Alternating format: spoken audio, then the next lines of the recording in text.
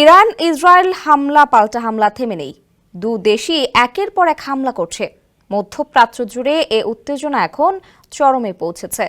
সংঘাত থেকে পিছু হটছে না ইরান বা ইসরায়েল কেউই।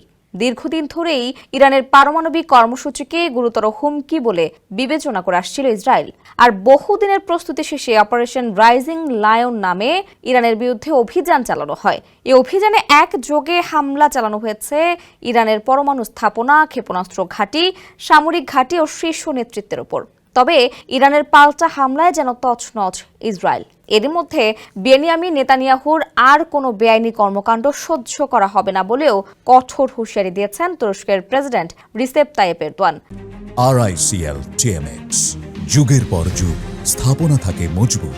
ইসরায়েলের কর্মকাণ্ড তাদের নিজেদের অস্তিত্বকে হুমকির মুখে ফেলছে বলে সতর্ক করেছেন তিনি। তুরস্কের মন্ত্রিসভার বৈঠকে ইরানে ইসরায়েলের হামলার নিন্দা জানিয়ে এমন হুঁশিয়ারি উচ্চারণ করেন এরদোয়ান। তিনি অভিযোগ করেন, বেড়ে চলা সংঘাতের মধ্য দিয়ে মধ্যপ্রাচ্যের নিরাপত্তা হুমকির মুখে ফেলেছে ইসরায়েল, যা নিজেদের জন্যই বিপদ ডেকে আনছে বলে মন্তব্য করেন এরদোয়ান।